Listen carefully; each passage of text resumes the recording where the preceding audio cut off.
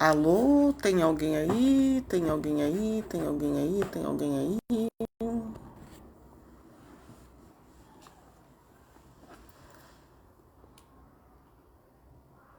Paz em Jesus. Se tiver alguém por aí, Deus abençoe. Resolvi gravar. Eu tenho um canal que chama Em Nome de Jesus e tem um canal que chama Conselhos Admiráveis também. E resolvi vir por aqui e gravar para o meu canal através aqui do grupo. Hoje nós vamos refletir o capítulo 10 do livro do Eclesiástico. Nós já estamos refletindo, eu lendo e deixando a deixa para refletir o capítulo 10 do Eclesiástico. Sabedoria das autoridades. Um governador sábio julga o seu povo. O governo de um homem sensato será estável. Tal o juiz do povo, tais os seus ministros. Qual o governador da cidade, tais os seus habitantes. Um rei privado de juízo perde seu povo. As cidades povoam-se pelo bom senso dos que governam. O domínio sobre um país está na mão de Deus. Ele lhe suscitará no tempo oportuno um governador útil.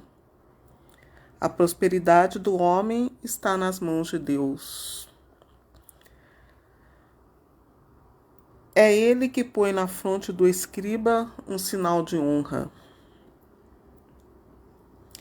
Não te recordes de nenhuma injustiça causada pelo próximo. Nada faças por um procedimento injusto. O orgulho é abominável a Deus e aos homens, e toda a iniquidade das nações provoca horror. Um reino passa de um povo a outro, por causa das injustiças, dos ultrajes e das fraudes diversas. Nada há mais criminoso do que a avareza. Do que se orgulha o que é terra e cinza? Nada há mais iníquo do que o amor ao dinheiro. Aquele que o ama chega até a vender a sua alma. Vivo ainda, despojou-se de suas próprias entranhas. A duração de todo o poder é breve.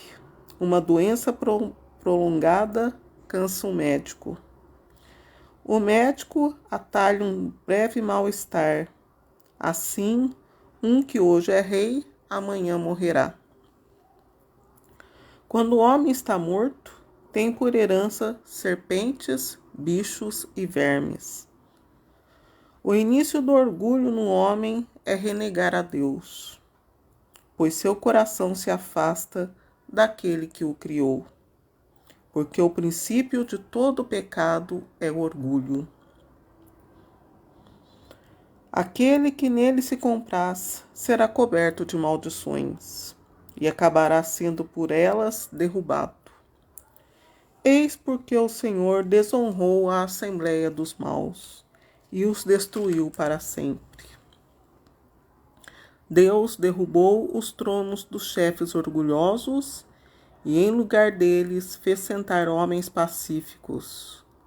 Deus fez secar as raízes das nações arrogantes, e implantou os humildes entre as mesmas nações. O Senhor destruiu as terras das nações e as arruinou até os alicerces. Destruiu muitas delas e exterminou-as. Apagou a sua lembrança de sobre a terra. Deus apaga a memória dos orgulhosos, enquanto faz perdurar a dos humildes de coração. O orgulho não foi criado para os homens, nem a cólera para o sexo feminino. Felicidade dos que temem a Deus. A raça do homem que teme a Deus será honrada. Será desonrado aquele que desprezar os preceitos do Senhor. Entre os seus irmãos, a homenagem é feita para aquele que os governam. Aqueles que temem a Deus serão honrados na presença do Senhor. Rico, nobre ou pobre, sua glória é o temor ao Senhor. Não desprezem o homem justo, ainda que pobre. Não enalteças um pecador, ainda que rico. O grande, o justo e o poderoso recebem homenagens. Mas ninguém é maior do que aquele que teme a Deus. Homens livres serão súditos de um escravo sensato. Repreendido, o homem prudente e bem educado não murmura. E o ignorante não será honrado. Não te orgulhe do trabalho que fazes. Não sejas indolente no tempo da adversidade. Mais vale o trabalho e a abundância do que o jactancioso que não tem pão. Meu filho, conserva tua alma na doçura e dá-lhe a honra que merece. Aquele que peca contra si mesmo, quem o justificará? Quem devolverá a honra a quem desonrou sua vida? Um pobre é honrado pelo seu conhecimento e temor a Deus. Há quem o é por causa de suas riquezas. Mas quanta glória teria se fosse rico, aquele que é honrado mesmo sendo pobre? Mas o que se gloria de sua riqueza acautela-se para não se tornar pobre. Esses são conselhos. O eclesiástico, ele tem como nome Jesus. O nosso Jesus, Salvador e Senhor, ele é o cumpridor dessas palavras. Nós podemos ver muito nessas palavras o que Jesus fez. Jesus, ele usou todo o livro da Bíblia, desde o capítulo do livro do Gênesis até já a prefiguração do Apocalipse, né? O Apocalipse, o anúncio do Evangelho de Jesus, que é o Evangelho do Reino, já é o Apocalipse entre seus discípulos, dando já um ensejo do que seria. Então, Jesus ele veio para resumir todos os livros da Bíblia. E ele, por especial, por ter Jesus, quem escreveu esse livro do Eclesiástico chamava-se Jesus, muito sábio, ele utiliza muito de acontecimentos, palavras deste livro. E aqui ele está falando do rei, né? Jesus é rei. Esse capítulo aqui, ele fala da autoridade de Jesus. Jesus é o rei. Jesus, apesar de ter sido açoitado, mas as entranhas dele permaneceram no lugar, né? Nada aconteceu do que está falando aqui da avareza, das pessoas soberbas com Jesus. Jesus, ele não despojou, tanto é que até o último momento ele pedia para Deus afastar dele aquele cálice, né? Para ele não beber aquele cálice na humanidade dele. Por isso que muitas vezes as pessoas falam que a gente é divino, mas não pode querer se passar por divino, que chega um momento que a nossa divindade, na hora que ela necessita da humanidade, ela se torna humanidade, né? Então, aqui a humanidade de Jesus, ela serviu para a divindade dele. Ele foi diferente do Jesus, né? Então tá aqui, tem que haver sabedoria, tem que haver humildade, porque a duração de todo poder é breve. Jesus passou até por isso. Jesus, toda a autoridade me foi dada no céu e na terra, né? Quer dizer, a autoridade dele acabou na terra no momento que ele morreu. Ele se fez inferior para poder ser superior. A falta de autoridade dele, porque ele teve que se submeter à autoridade de Pilatos, fez para nós, no mistério, a nossa salvação, por sua misericórdia, né? Por ter dado tempo do homem se regenerar, ele nos deu a chance de sermos pessoas melhores. Então, esse livro aqui, ele serve para nós e serve para nós conhecermos melhor Jesus através dele também. O Evangelho de Jesus é crer que ele nasceu, viveu como todas as pessoas, teve uma educação religiosa, cumpriu as leis de sua época, era judeu, cresceu, teve a sua vida ministerial durante 3 anos e meio, mais ou menos, morreu, ressuscitou e subiu ao céu, ao seu trono glorioso. E está presente pelo mistério da Santíssima Eucaristia. Esse é o Evangelho. Mas se nós queremos conhecer mais Jesus, esse livro do Eclesiástico, ele ajuda a conhecer bem Jesus também. Todos os livros servem para conhecer Jesus. Mas o livro do Eclesiástico, ele apresenta melhor Jesus para nós. Para quem quer conhecer mais através do Evangelho, né? Sem ser o Evangelho, ver-se da onde que ele tirou todos os ensinamentos e muitas das palavras e ações dele. Deus derrubou os tronos dos chefes orgulhosos, no versículo 17, e em lugar deles fez sentar homens pacíficos. Deus. Então, não cabe a nós saber quem são, né? Porque Deus é um mistério. Deus é alfa e ômega, como Jesus mesmo fala, que ele é o alfa e ômega. E não queremos saber quem que são esses, né? Vivamos o que Deus tem para nós, né? E também aqui tem uma parte importante que nós lemos aqui. Não renegue a Deus. O que é não renegue a Deus? Você pode dizer assim, eu amo a Deus. O que é não renegar a Deus? Ele está aqui no capítulo 14, no versículo 14. O início do orgulho no homem é renegar a Deus, pois seu coração se afasta daquele que o criou. Se você acha que uma situação não está boa, não renegue a Deus. Porém, aceite a Jesus como seu único suficiente Salvador. Porque se você renega Deus, Deus ele mesmo já avisou, meu filho, quando você vier à terra, quando você for à terra, isso aí vai lá no livro do Gênesis, quando você descer à terra, você vai sofrer. Ele avisou, quando ele falou para não comer da árvore, do fruto proibido, né? Ele, a mulher. Então ele já avisou de antemão que a vida aqui embaixo seria sofrimento. Uma pessoa que renega a Deus, por que está renegando a Deus? Se ele mesmo já avisou que seria aqui na Terra. Porque Deus, quando criou o mundo, ele falou que ele viu que era bom. Ele viu que era bom, né? E ele sabia que o ver e usar, né? Para nós usar aquilo que ele viu que era bom era outra coisa. Entre o ver e você usar, a distância é muito grande. E pelo amor que ele nos tem, ele mandou até Jesus. Ele foi gerenciando, né? Quando viu que o mundo estava achando cada vez pior aquilo que ele estava fazendo, ele mandou o dilúvio, né? Porque vai que eles devem estar achando ruim.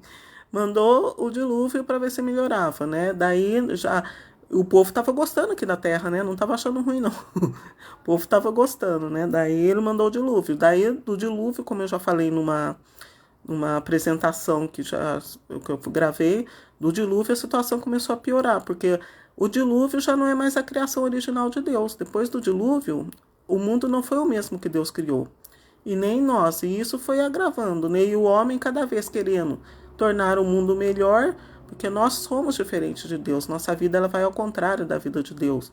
Nós só seremos um com Deus a partir do momento que aceitarmos Jesus como Salvador. É por isso que não pode renegar a Deus. Não renegue a Deus, porque Deus ele é amor, Deus é amor. Ele mandou Jesus para nós podermos entrar na sintonia com Deus e estar sempre na mesma direção, porque Jesus ele veio como humano para ser o caminho que nos leva ao Pai.